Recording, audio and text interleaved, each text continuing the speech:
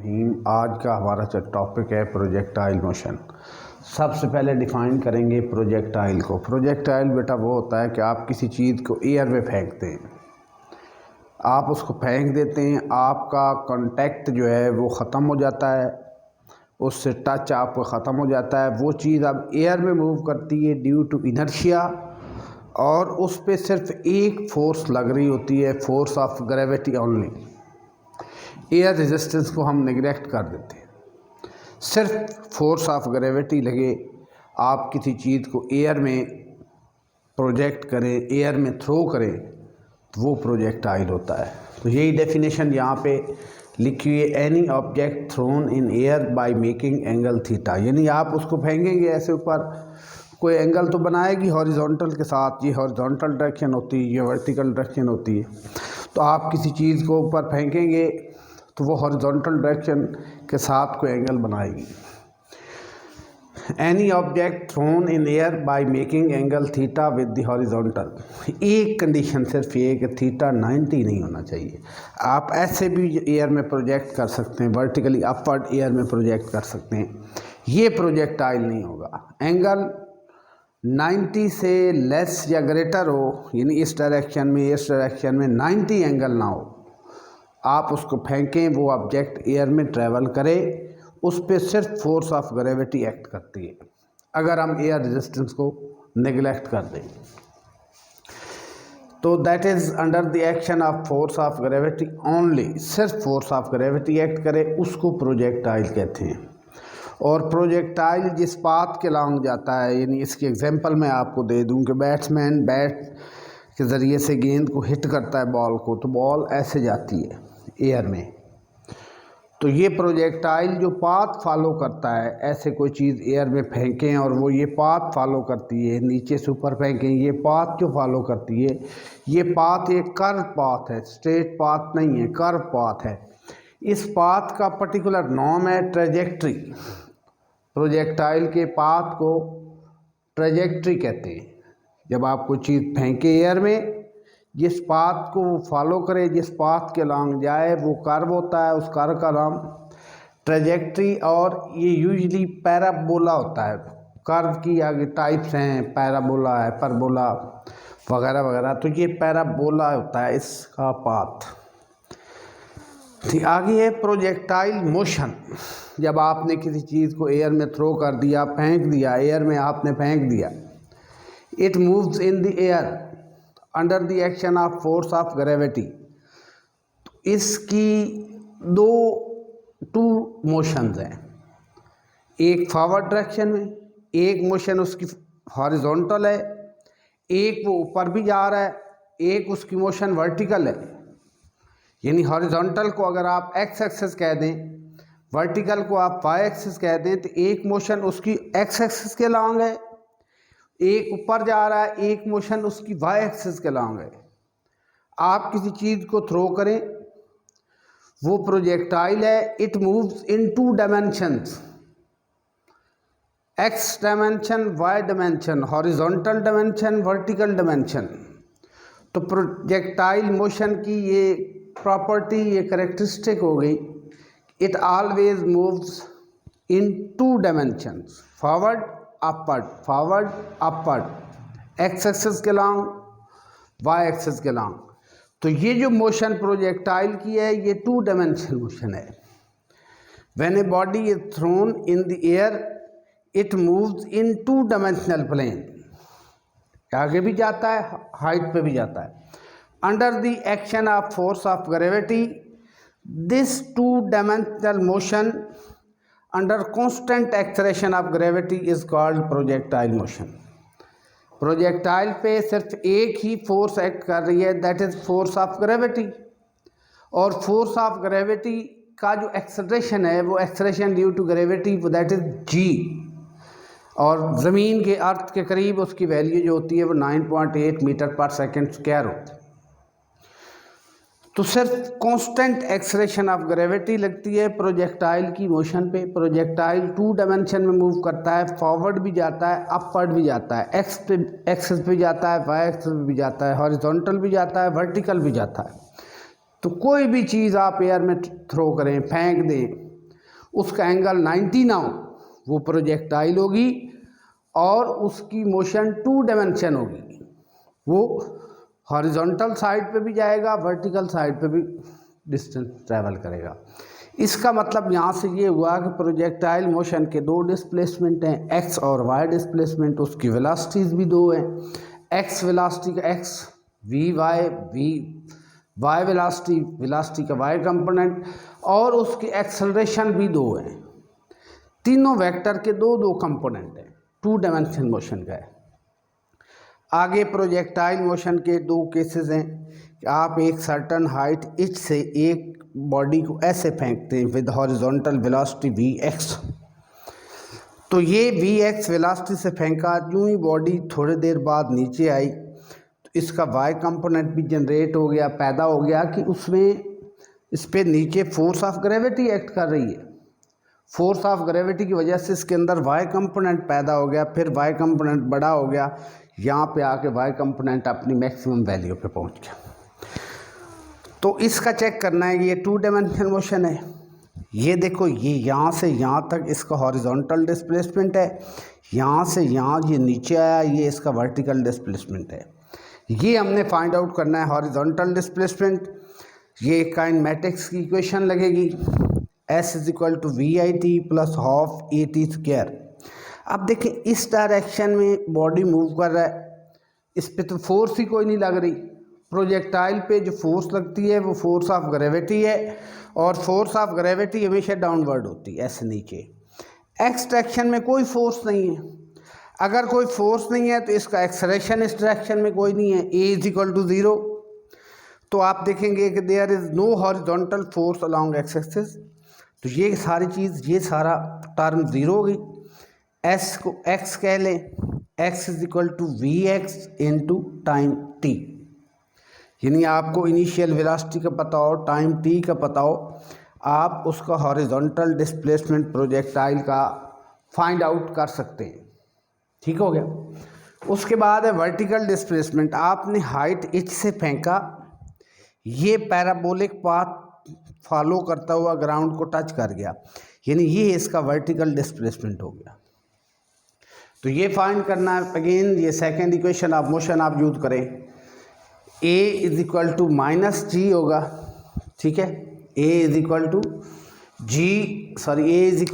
+g होगा कि body जो है वो नीचे आ रहा है।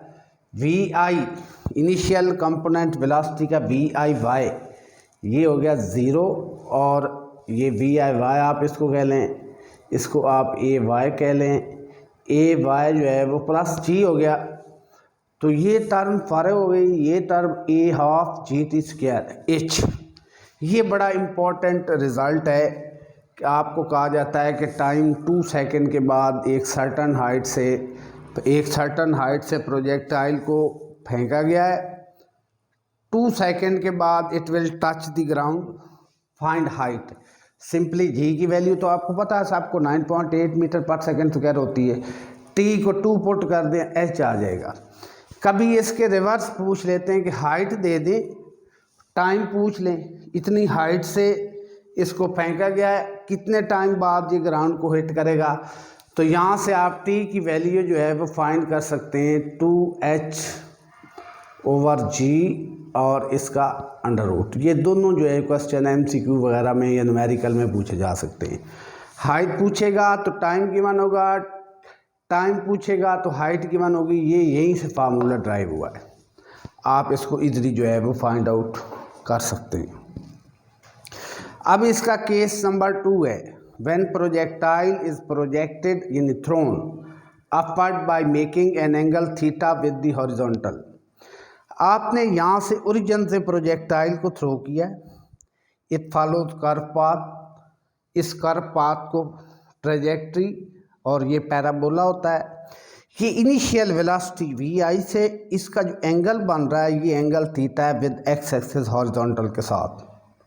ये बड़ा इंपॉर्टेंट केस है और एग्जामिनेशन में अक्सर लॉन्ग क्वेश्चन यहाँ से आता है।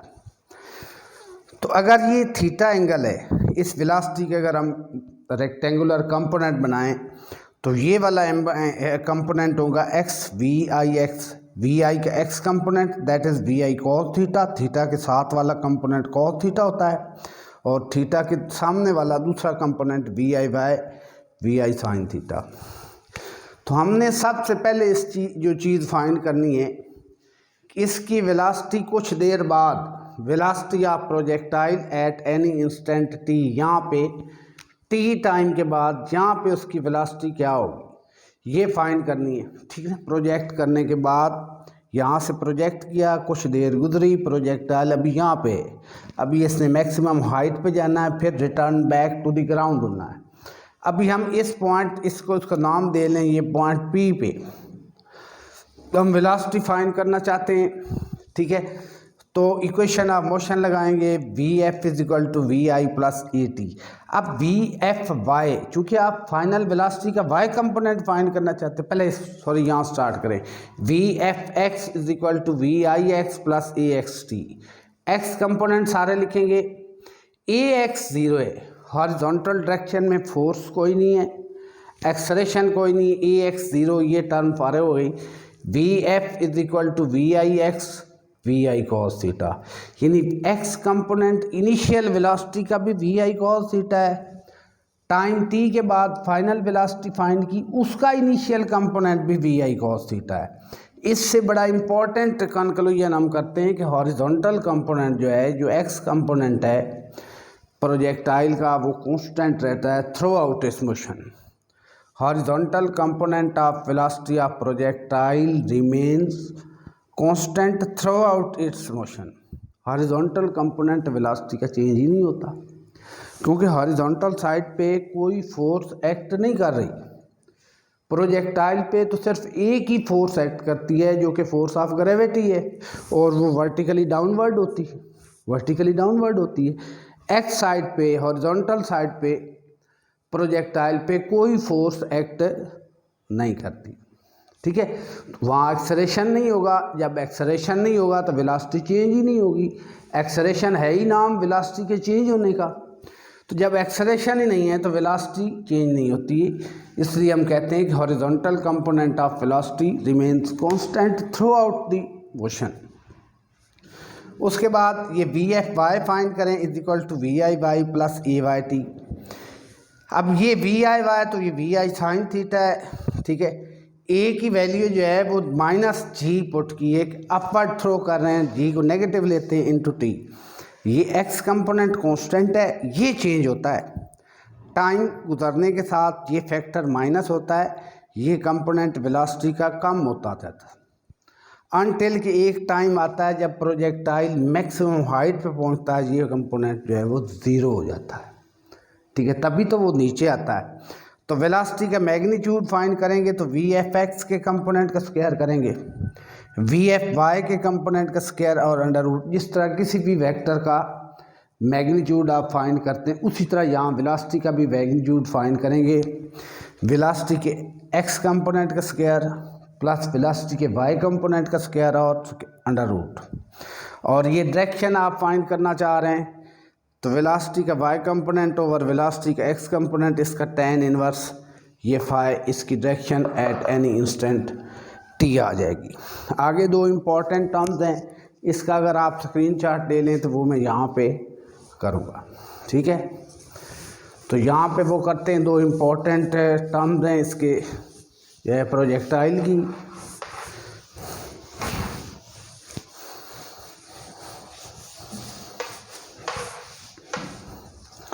Number 1, maximum height, maximum height.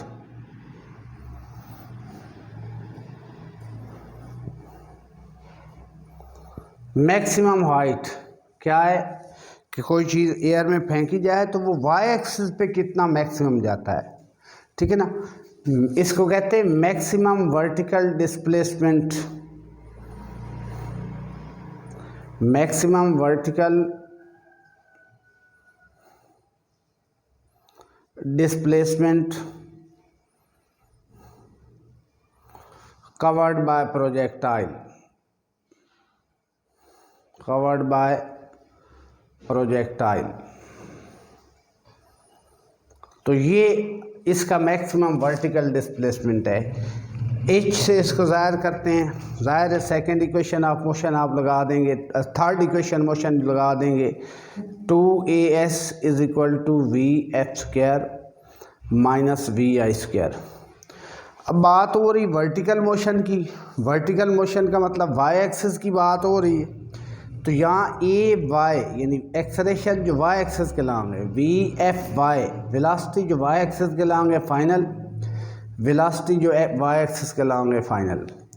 अब इसमें देखें ए वाई माइनस जी होगा, ठीक है।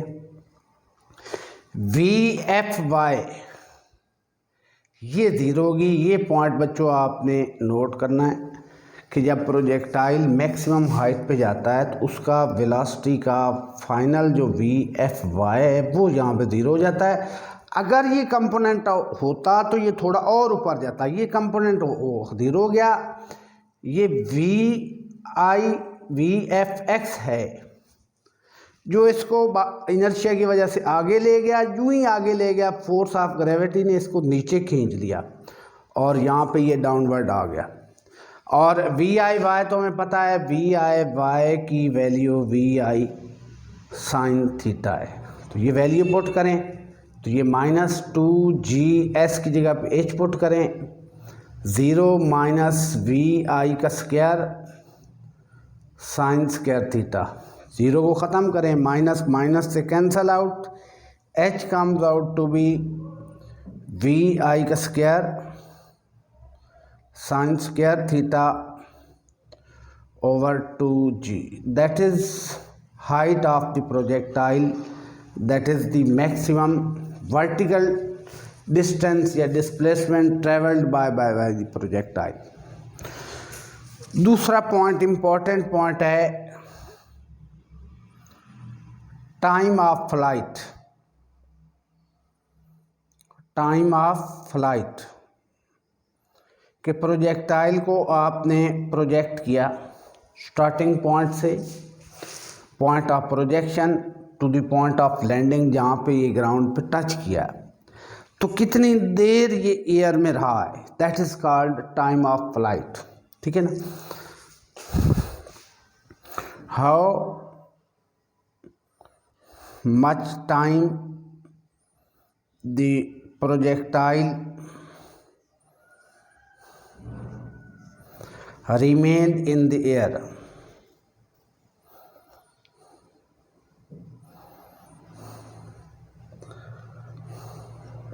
इसको ऐसे ले, टाइम टेकन, ये भी ठीक है, time taken by projectile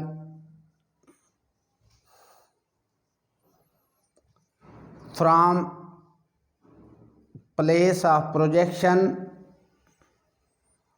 place of projection to place of landing, place of projection to the place of landing। So again we will use equation of motion, s is equal to v I y t plus half a y t square. तो यहाँ पे आप देखें कि s तो zero हो गया, vertical displacement zero हो गया कि ग्राउंड से चला प्रोजेक्टाइल, रिपीन अगेन जो है ग्राउंड पे आ गया, इतना हाइट गया, इतनी हाइट वापस आ गया। वर्टिकल डिस्प्लेसमेंट यहाँ पे इसका ज़ीरो हो गया है, ठीक है। s की वैल्यू ज़ीरो हो गई। वी आई की वैल्यू है V I sine theta into T, और g माइनस पुट कर दें, g half G T square.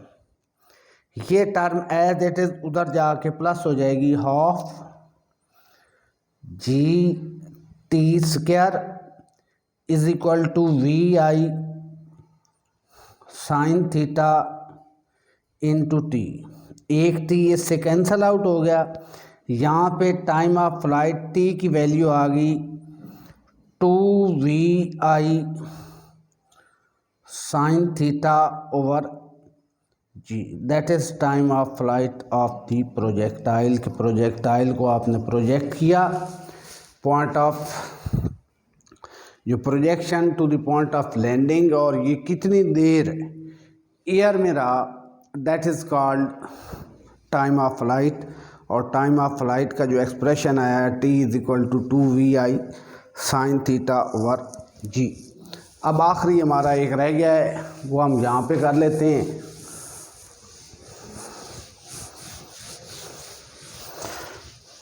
Range of projectile, तीसरा इसका पार्ट है रेंज ऑफ प्रोजेक्टाइल।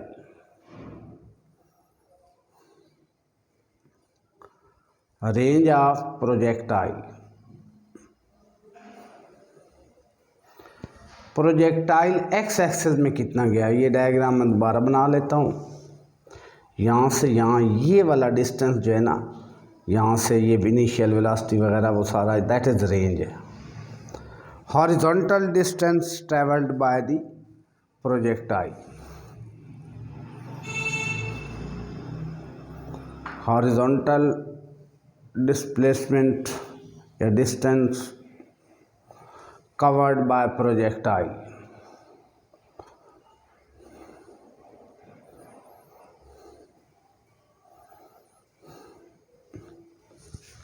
इस तरह इसकी ये इनिशियल वेलोसिटी होगी VI, यहाँ पे VI cos थीटा इसका कंपोनेंट होगा, ये वाला कंपोनेंट VI sin थीटा होगा।